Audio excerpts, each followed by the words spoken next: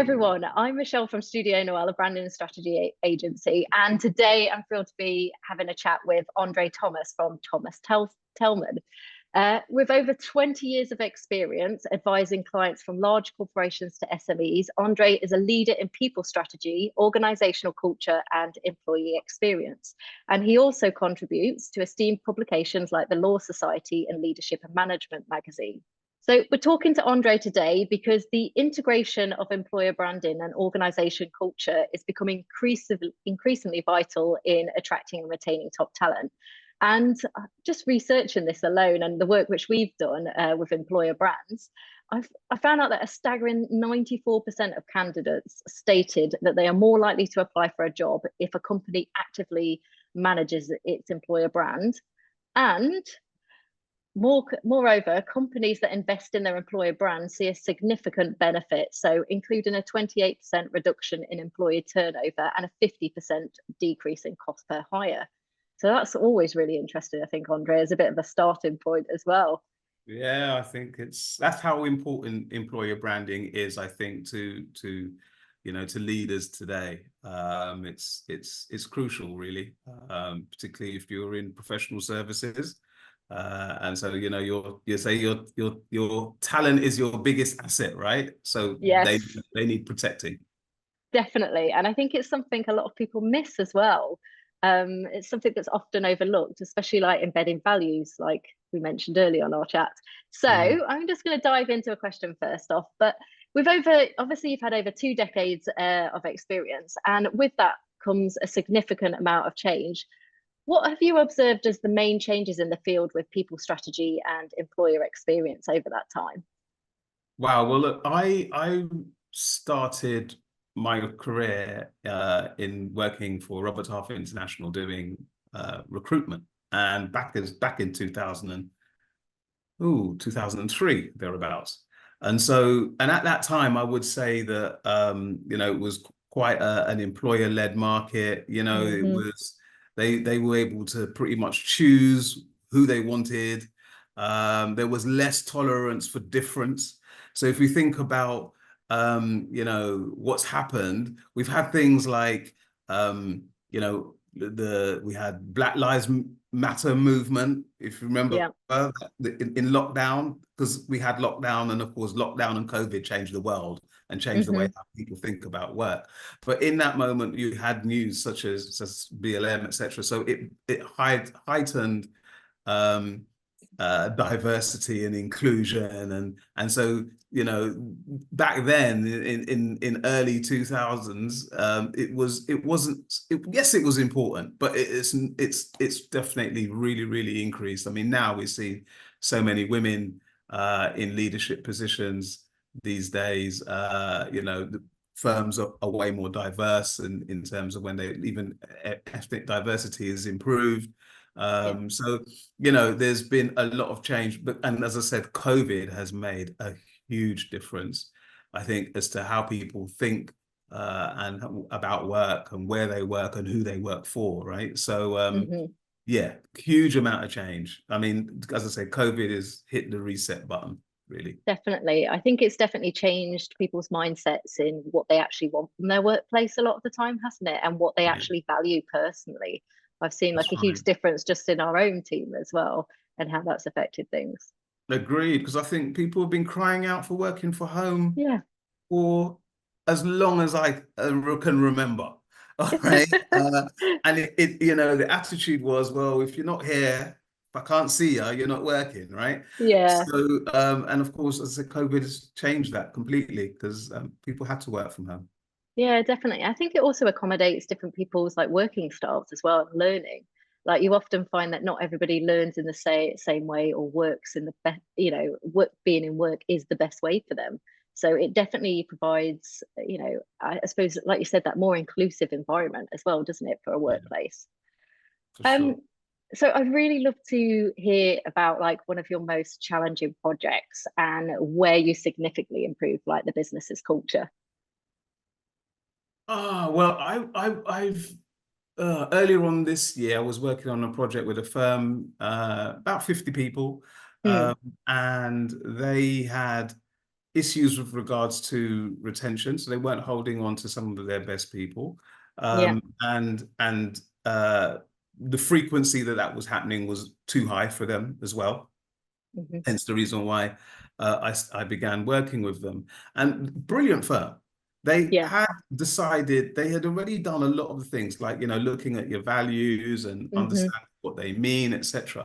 But the biggest problem was that although those values were displayed in the foyer and on their website, they weren't really embedded within the firm.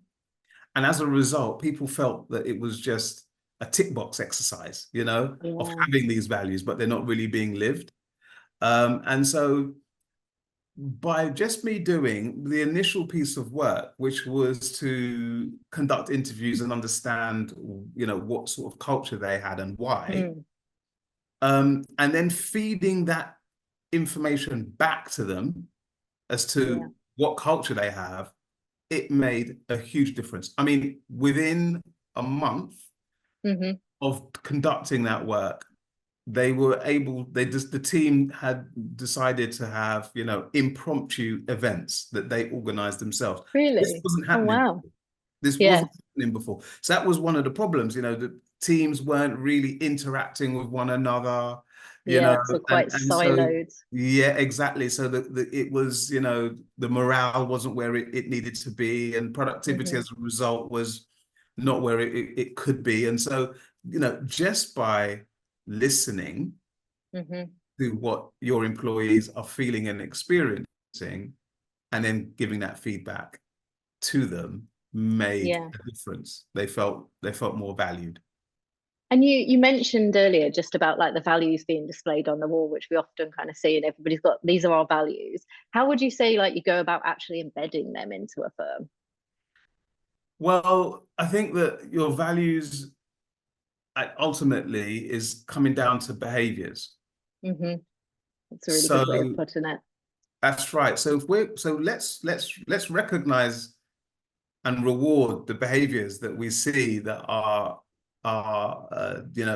displaying our values, that match Hmm. our values, and where people aren't sort of falling in line, if you like, to what we expect from them in terms of how we interact with one another, then there's Yeah. clear guidelines as to, look, what, this is how we work here, and this is what's expected of you, and it's clear and it's fair. And then and embed it as part of the way how you recruit. So when you Hmm. recruit, you're asking questions, you're looking for people with aligned values.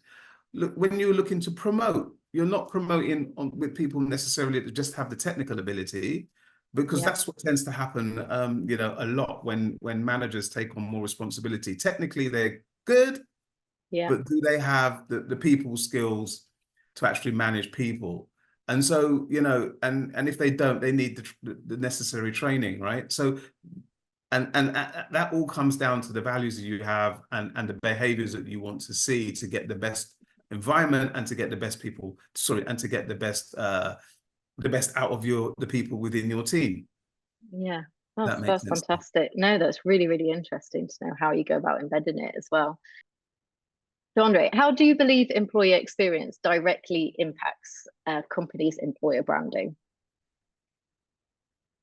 Well, perception is reality. That's a really good way of putting it. Yeah. Yeah, perception is reality. So, your managers may think, oh, this is a great place to work. But if your people don't think it's the same as the managers in terms of it's a great place to work, then you've got a bit of a problem, right? And ultimately, it's their view that Hmm. matters. And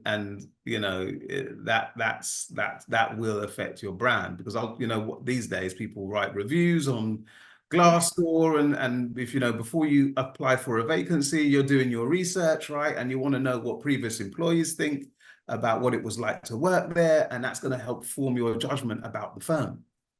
So, Mm. employee experience is all about understanding their experience, and as I said, perception is reality. It's what Yeah. it's the employees think that matters. It's definitely interesting. Like there's a lot more visibility nowadays, isn't there? So I think with that comes a lot more responsibility to make sure you are acting on things that if you are seeing bad reviews, you're actually taking that feedback, bringing it in and being like, right, actually, how can we address this and move forwards? Yeah, Yeah, definitely. And sure. then you must work with a lot of companies which are going through like tricky times with like employees. Like if like a company's going through like a restructure or like an acquisition, what would you say like are the key things to navigate these situations that people need to bear in mind? Yeah, I think that if a company is looking to get involved in an M&A, then one of the difficulties that I've seen in the past Mm. is integration, Yeah. and so communication has been a problem. So, Mm. people, if you know that your company is going to be taken over, individuals may feel like, oh, is my job safe? Who am I going to report into, etc. And so understanding, what's going to happen Yeah. is really important. So communication is crucial. And I think that's where a lot of M&A deals fail, and where integration goes wrong, because the due diligence in terms of culture due diligence hasn't taken place, Yeah. and and communication isn't as good as it should be. And I suppose that we often get involved from a branding point at that point. And I always find it quite interesting is that communication, when you say it, people are like, oh yeah, we've definitely communicated to our team what's happening. And then we find out they've spoken to them once. And I think it's the point of, I imagine with yours is it's regular communication on Yeah, like regular touch points and making sure that you're keeping up that communication and it's transparent throughout. that's right. So it does require a project manager to make sure that Mm. somebody's overseeing the way That how the change. integration is taking place. Absolutely. Yeah, Absolutely. definitely. And what are the three, if you had to give people three top tips for companies looking to enhance their employer brand, like in a really, and today's like quite a competitive market, what would you say was your three top tips?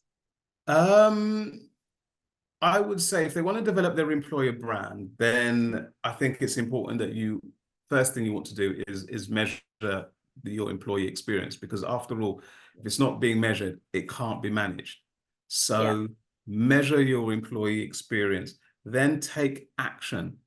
Too often, a lot of companies, they might do surveys, annual surveys. They get the information, they get that data back. They don't like what's in it.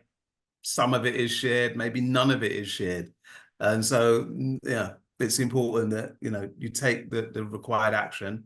And I would suggest that, when it comes to your employer brand, just like your corporate brand, and you would have a budget for making sure that you are looking after your clients and looking for new clients, have the same approach for your employer brand. So take the action today.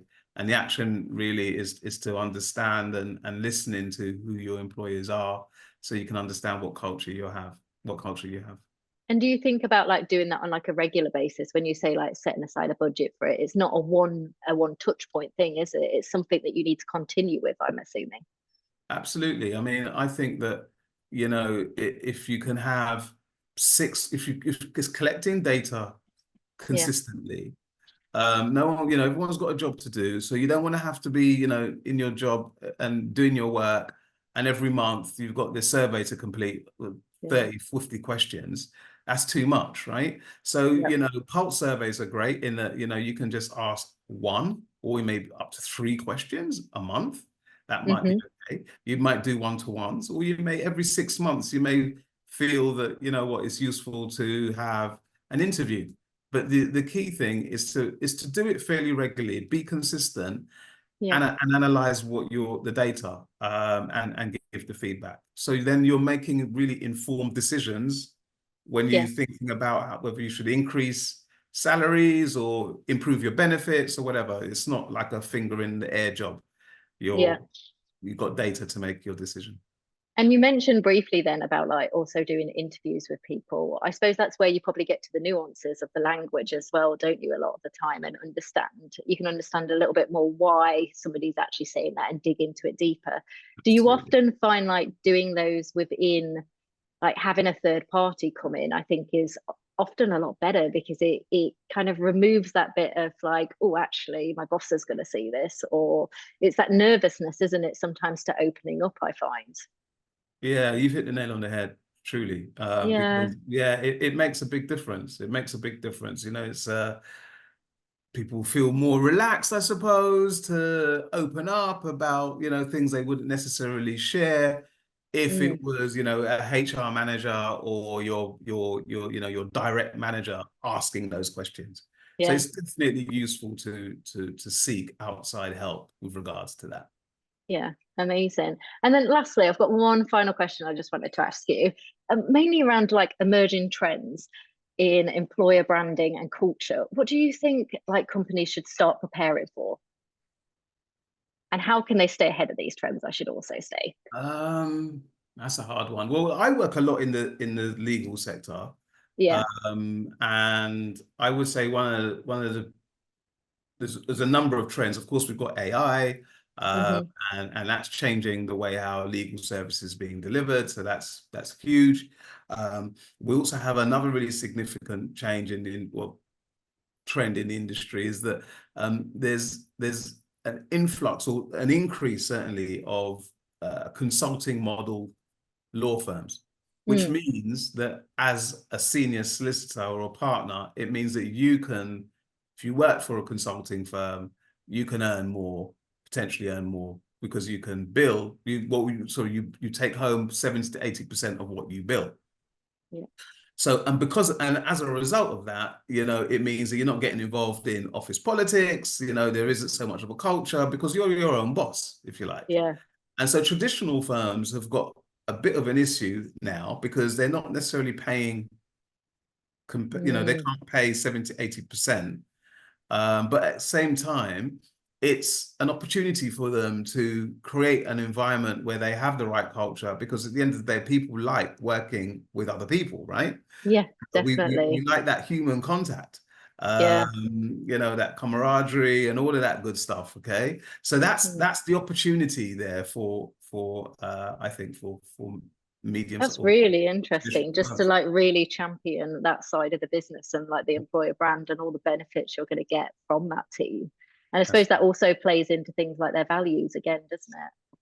absolutely, absolutely, because you know, not everybody is looking. Of course, we all want to get paid well, but it's not the be all and end all. I think what's Mm. certainly more important is making sure that you're working in an environment that you really love, and you're Hmm. working with the people that you want to work with, and a place where you can thrive. Right. So, Yeah, yeah, definitely.